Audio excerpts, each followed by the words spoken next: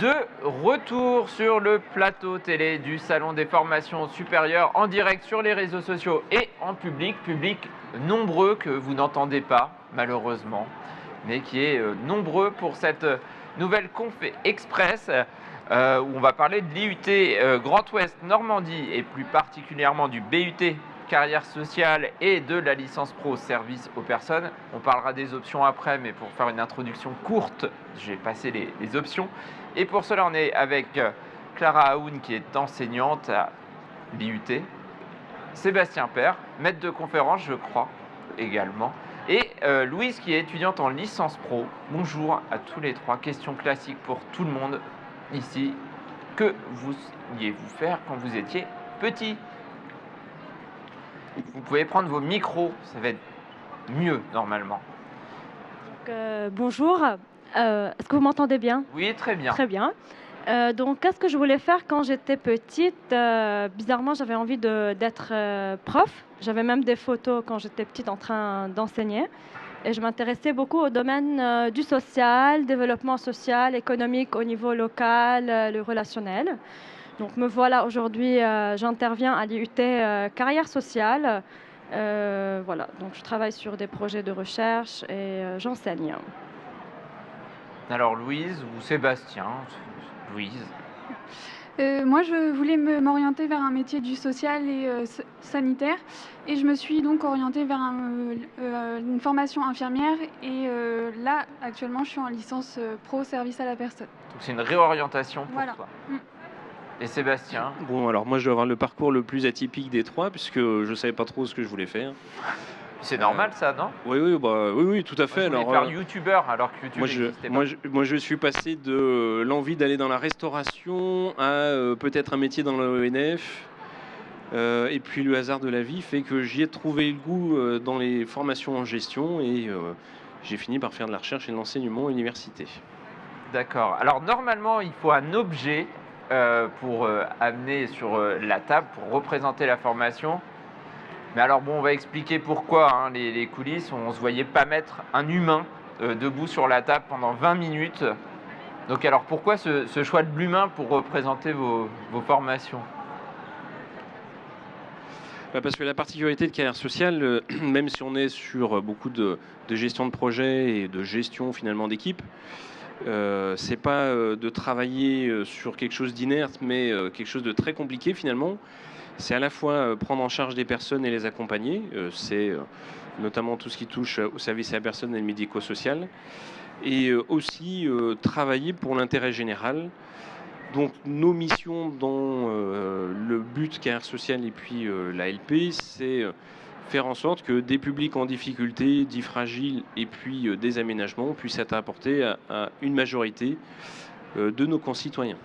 Alors je le dis sous le ton de la plaisanterie, mais Louis, c'est une espèce en voie d'extinction en fait, toi, puisque tu es en licence pro qui va bientôt céder la place au nouveau BUT. Alors il va falloir forcément qu'on en parle peut-être aussi de cette réforme, parce que parmi les gens qui nous écoutent, on était habitués au DUT, mais voilà, et schéma DUT licence pro qui va se terminer maintenant. Oui, c'est ça. Alors, je suis en licence pro, mais le but, lors de leur troisième année, ils feront ce que je fais actuellement. Ils pourront faire la dernière année en alternance. D'accord, parce que toi, c'est ta spécificité, c'est cette licence pro, tu l'as fait en alternance. Alors, dans quel domaine tu es en alternance où ? Alors, je suis en alternance à la DAMER d'Alençon. Et après, il y en a aussi, ils peuvent faire la formation en continu. Il n'y a pas de problème, mais ouais, voilà. Alors vous, en tant qu'enseignant, ce changement en BUT, vous le voyez comment ? C'est un DUT licence pro classique ou c'est en construction encore ? J'ai presque envie de dire, c'est tout change et rien ne change. On est un peu toujours dans le système IUT, c'est-à-dire qu'à la fois on est sur des enseignants universitaires avec des formats très très classiques et un diplôme professionnalisant. Donc on continue à avoir à peu près 40, à avoir un peu plus 50% de professionnels qui sont à nos côtés pour faire les enseignements. Et l'idée, c'est qu'ils puissent aller sur le terrain au travers de stages. Et puis, c'est vrai, peut-être la réforme va plus ouvrir l'apprentissage en troisième année notamment. Alors après, peut-être que certains se disaient je vais sur un bac plus 2 et donc après le DUT, je faisais mon entrée dans la vie professionnelle. Est-ce que ça fait peur à certains de se dire ah, faut que je parte sur 3 ans ou voilà, est-ce que au niveau des retours? Alors ça, on n'a pas encore le retour puisque Pas encore. la réforme date du 1er septembre 2021, donc on va voir avec ce qui va se passer dans les années qui viennent. La particularité, c'est que c'est un bac plus 2, plus 3 finalement le bachelor, c'est-à-dire qu'au bout de deuxième année, les étudiants pourront aller travailler et sortir avec un bac plus 2 qui va encore s'appeler le DUT. Ça c'est aussi un petit peu on est un peu farceur en IUT. Et ceux qui voudront aller jusqu'au niveau licence, eh bien, ils feront une année supplémentaire et auront le bachelor. Donc ça c'est bon à savoir quand même. Des gens qui se disent bah moi le BUT ça fait 3 ans. Finalement au bout des 2 ans, si j'ai envie, je sors quand même avec un diplôme et j'ai une possibilité d'intégration dans la vie professionnelle. Donc ça c'est quand même bon à savoir aussi. Alors Louis, ta semaine elle ressemble à quoi toi? Allez non, ça dépend, c'est 3 jours, 2 jours en entreprise ou c'est... Alors là, au mois de septembre, on a eu un mois de cours, donc pour nous former en octobre quand on allait rentrer dans les structures. Mais sinon, une semaine type, c'est lundi au mercredi en entreprise ou en association et le jeudi, vendredi en cours. Et alors, en termes de volume horaire de cours, de charge de travail, quand on est en alternance, c'est pas plus compliqué que quelqu'un qui ferait une licence sans alternance? C'est assez dense, mais c'est très enrichissant. On apprend plein de trucs sur plusieurs aspects, comme les ressources humaines, le droit du travail, accueillir et orienter un public, etc. C'est complémentaire pour toi, ces deux aspects? C'était vraiment un choix de toi de continuer de te dire la troisième année, je la fais en alternance de toute façon ou... Oui, c'est super enrichissant de voir le côté pratique et le côté théorique. Ça se complète. Alors, est-ce qu'il y a des prérequis, là je vais peut-être m'adresser aux enseignants, des prérequis pour réussir en BUT carrière sociale? Est-ce qu'il faut avoir des appointances particulières ou... Alors, Est-ce qu'il faut aimer l'humain? alors je pense que le premier prérequis, c'est quand même de s'attendre à travailler avec les autres. Donc il faut plutôt être bosseur entre guillemets. Et, il y a quand même un certain nombre de choses à faire. Je pense que Louise pourra le confirmer. On ne va pas trop s'amuser, même s'il y a quand même pas mal de soirées et de choses à l'extérieur. Ça c'est le premier point. Le deuxième, c'est que quand même, il faut apprécier la diversité et la variété. On va avoir différentes situations de travail, des personnes qu'on va prendre en charge ou avec qui on va travailler, notamment par exemple les élus qui sont assez parfois différents. Donc il faut être souple et être capable de s'adapter. Et puis après, bien évidemment, si on est là, c'est qu'on apprécie le fait de travailler pour le collectif, pour la collectivité, et dans un sens d'intérêt général. Même si on peut travailler aussi en carrière sociale pour des entreprises commerciales, c'est pas une difficulté. Mais le pacte commun, c'est un peu comme au rugby, il faut pas forcément jouer individuel, il faut apprendre à passer la balle au bon moment et à ne pas oublier le destinataire, l'usager, le citoyen qui est au bout, parce que c'est pour lui qu'on travaille au final. D'accord, et donc pour entrer dans la mêlée, il faut avoir des prédispositions quand même en maths, en français peut-être, parce que souvent c'est le grand truc. Alors ça a été la réforme, ça a été un peu les questionnements en fonction des spécialités de bachelor. En carrière sociale au niveau national, on a pris une optique qui ne va pas surprendre ceux qui nous écoutent, c'est on prend tout le monde, c'est-à-dire qu'on accepte toutes les spécialités de bac général. Les bacs techno, bien évidemment, sont accueillis aussi puisqu'on est en IUT, et puis on accueille également des bacheliers professionnels. Ce qui compte pour nous, c'est bien évidemment un peu le contenu de leur parcours et puis leur projet professionnel, parce que avec la réforme, les 3 ans vont être plus spécialisés. Donc l'idée, c'est quand même de ne pas se tromper en orientation et de faire en sorte que ça se passe bien avec nous pendant 2 voire 3 années, évidemment. Alors, j'ai des petites questions sur les options, parce qu'il y a des options possibles quand je rentre en BUT carrière sociale. Alors, la première, c'est coordination et gestion des établissements et services sanitaires et sociaux. Et la deuxième, c'est ville et territoire durable. Est-ce qu'on peut déchiffrer un petit peu ce qu'il y a derrière les options? Oui, en fait, pour tout ce qui est gestion établissements médico-sociaux, Donc là, vraiment, on est en train de former les étudiants pour pouvoir, après donc 2 ou 3 ans, pouvoir gérer, être des encadrants de proximité, responsables des secteurs dans des établissements comme des EHPAD, des maisons de résidence, donc pour des publics, des seniors et des personnes âgées, ou tout ce qui est service à la famille comme la garde d'enfance. Donc vraiment, donc, on les forme à pouvoir gérer, animer une équipe. Donc on a des modules de gestion de ressources humaines, d'encadrement, de motivation. On a des modules aussi pour comprendre un peu la psychologie de la personne âgée, par exemple, les modalités d'accompagnement. On a aussi des spécialités pour tout ce qui est gestion et méthodologie de projet, parce que dans ce type de structure, il y a la notion de gestion de projet. Donc vraiment, donc, ce parcours-là, il est vraiment orienté, donc encadrant pour tout ce qui est établissement, personnes âgées, etc.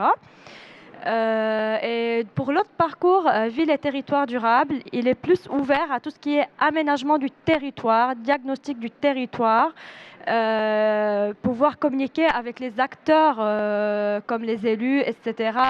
Tout ce qui est agence d'urbanisme, les architectures, et avec les notions aujourd'hui, on parle beaucoup de transition écologique, de développement territorial, etc. Donc voilà, c'est deux parcours où on a des troncs communs. Donc on dit deux blocs de compétences communs et avec des spécialités quand même différentes. Est-ce que ces spécialités, elles sont travaillées de plus en plus je vais avancer dans le BUT? Je sais que les parcours sont en construction, alors j'ai des questions pièges. Effectivement, on n'a pas encore l'intégralité des programmes des 3 ans. Mais l'idée, c'est que effectivement, la première année, c'est plutôt, j'exagère un petit peu, mais c'est un peu les enseignements de base et les connaissances de base qu'on va apporter aux différents parcours. Donc il y aura un travail sur tout ce qui est enjeux sociétaux, pour bien évidemment anticiper aussi les problématiques et les prises en charge que vont avoir à rencontrer les étudiants. Et puis la deuxième année, on ira beaucoup plus dans la précision et peut-être la technicité, notamment pour ville et territoire durable, parce qu'on est quand même sur des choses assez poussées en aménagement et en urbanisme. Et la troisième année, même si ce n'est pas encore quelle est définitivement, pour Alençon, ça sera l'année de confrontation entre ce qu'ils auront vu avec nous, ce qu'ils auront vu en stage durant les 2 premières années, et puis le terrain. Et donc, par exemple, pour CGE3S, la possibilité d'aller faire de l'apprentissage de manière très importante. Et Louise, toi, ta confrontation, c'est en ce moment. Est-ce que tu sens que tu étais armé pour... le terme n'est pas très beau, mais en tout cas, bien préparé pour ton entrée à la DMR, par exemple? Est-ce que tu... Oui, parce que j'ai fait le DUT, donc j'ai fait les 2 ans, et là, avec les cours actuellement, ils nous préparent, ils nous forment, ils nous accompagnent sur tout ce qu'on peut voir dans les structures. Donc oui, il y a... Oui.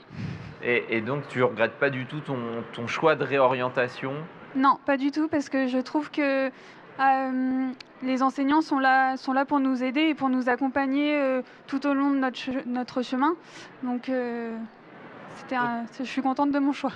Donc toi, si tout se passe bien et que tu es diplômé en juin 2022 ou en 2022, ton projet c'est quoi? Tu continues les études ou c'est une insertion dans la vie Insertion professionnelle. Donc en structure, tu as une idée exacte de ce que tu veux faire? Ça t'a conforté peut-être ton alternance dans ton... Alors j'ai fait mon stage l'année dernière, dans une entreprise, et là actuellement je suis en association, donc je voulais voir un peu tout ce qui pouvait s'offrir à moi, et je réfléchis encore, j'ai pas pris de décision pour l'année prochaine. Et les étudiants de DUT que vous aviez ou en licence pro, leurs sorties, ça se passe comment en termes de débouchés, en termes de métier?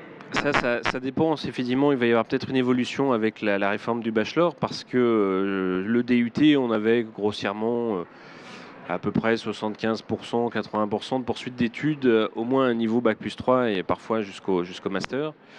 L'ambition quand même du bachelor, c'est d'aller plus vers l'insertion professionnelle, puisqu'on sera à 3 années, ce qui pour nous ne change pas grand-chose, puisqu'on avait déjà des licences pro.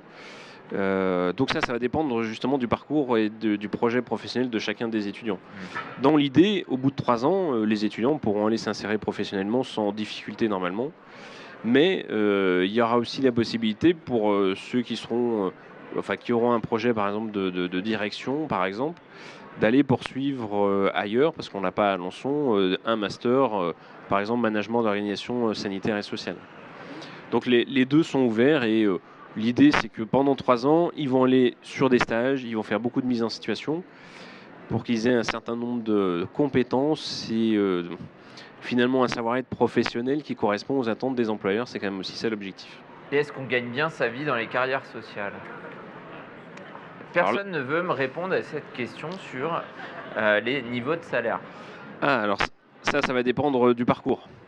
Parce Mais que ça, c'est des réponses de Normand. Alors je sais non, bien qu'on est en moi je suis pas Normandie, normand. Alors mais moi je suis pas normand, donc j'ai pas de je souci. sais bien, justement. Alors je vais répondre. Alors sur ces jeux, L'adaptation qui se fait trop bien, Sébastien. Là. pour CGE 3S, donc plutôt sur la partie médico-sociale, orientation, j'allais dire handicap, pardon, personnes âgées et services à domicile. Faut être clair, vous serez pas millionnaire en allant dans ces filières-là. Grossièrement, un responsable de secteur, si on regarde les conventions pour les associations d'aide à domicile, je vais dire une bêtise, mais on démarre à 1 300 € net à peu près. Par contre, la différence avec d'autres secteurs d'activité, par exemple l'industriel, il y a une convention qui permet de changer de salaire avec assez régulièrement. C'est un peu comme la fonction publique. Donc à terme, on a des étudiants qui, au bout de 5-6 ans, sont à 1 700, 1 800 € net par mois. Moi, quand j'ai démarré à Bac+5 il y a longtemps, j'étais à 1 300. Faut aussi relativiser.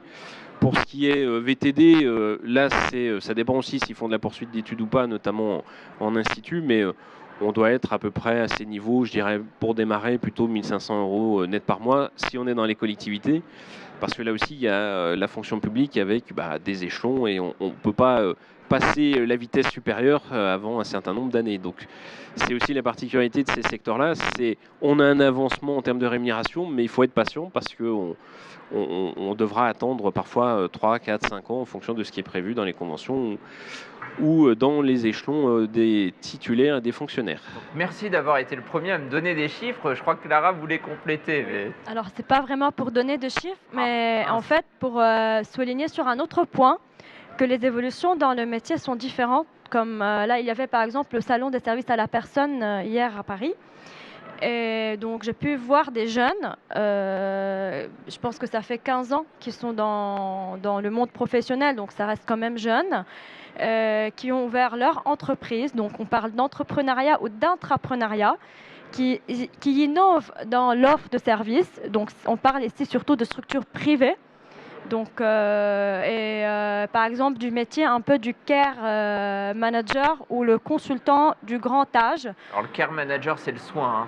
Oui, c'est ça en fait. Et c'est pour dire que avec le digital, avec les évolutions de la société, etc., la personne, après tout dépend de ses conditions, de son projet, etc., de ses études, s'il continue à Bac+5 ou pas, de son réseautage, etc., peut vraiment pouvoir après travailler pour lui, innover, devenir consultant grand âge, etc. Donc voilà. Moi, ce que je voudrais dire, parce que la rémunération, c'est bien, et puis il faut se la poser. Hein. Bien évidemment, on a fait pareil quand on a commencé à travailler. On s'est tous posé la question un jour, voilà. Quand même. Donc là-dessus, je pense qu'il faut vraiment voilà, on est clair par rapport à ça. On peut aussi avoir de beaux parcours dans ces domaines-là, dans ces champs-là d'activité.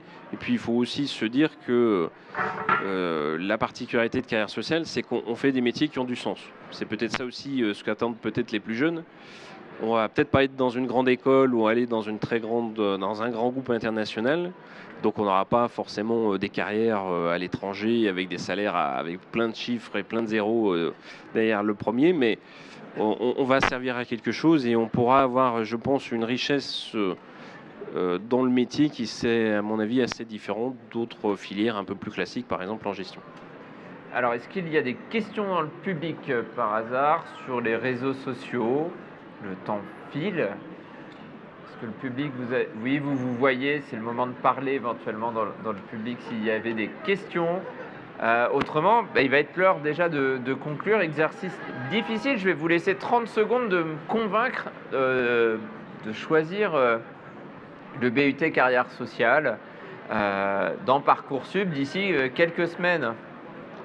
Alors moi, simplement, c'est un parcours en fait qui forme un peu à l'analyse, à comprendre l'humain, la société, à la gestion de projet, à la gestion de l'équipe.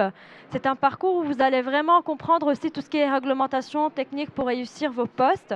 Et le parcours BUT avec la réforme, donc on a des progressions pédagogiques, on a la moitié des cours des mises en situation professionnelle, des partenariats avec plein de structures.